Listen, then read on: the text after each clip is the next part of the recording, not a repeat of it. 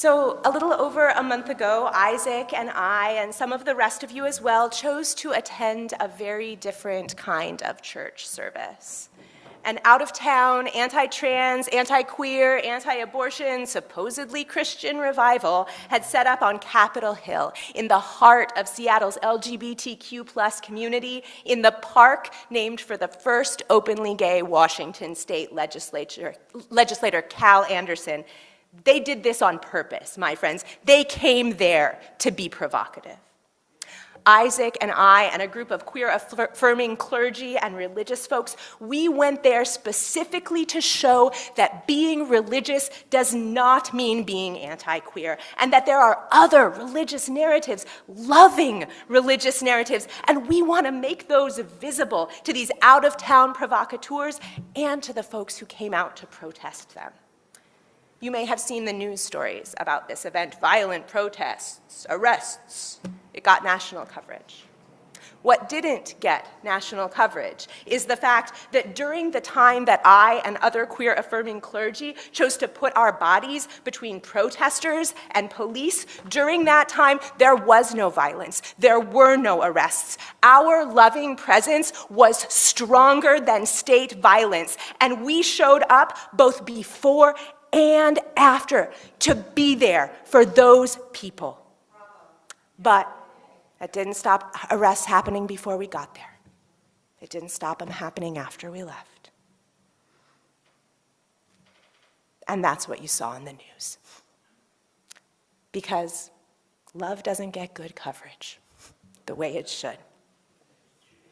But I'll tell you this, our loving presence touched hearts and changed outcomes that day. I share this with you as a reminder that there is more to what is happening around us than the news will tell you. When the weight of the world gets stuck in your muscles and bones, beloveds, remind yourself that there are stories out there of love and resistance that are no less true despite the fact that they aren't getting covered. Let this one story remind you that there are people resisting the harm we see in the news every day. And maybe you can be one of them. And maybe you already are. And even if at times it seems that way, you are not alone. So as I stood there in the May sun at Cal Anderson Park, listening to people who wanted to turn Jesus' message of love into one of carefully targeted hate, that was when I decided to offer this service today, and this ritual of queer love and affirmation, the glitter blessing.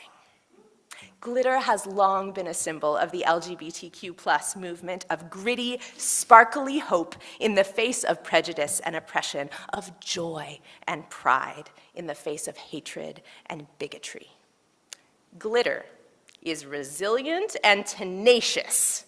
The briefest beam of sunlight causes it to shine out, even in the dustiest and dreariest of spaces, and its beauty comes from its brokenness. Glitter sparkles because it is many different broken pieces coming together, changing in every moment as the light changes. This glitter that we share with each other today is a reminder that each of us is beautiful in our sacred imperfection, our ever-changing selves, our glorious plurality.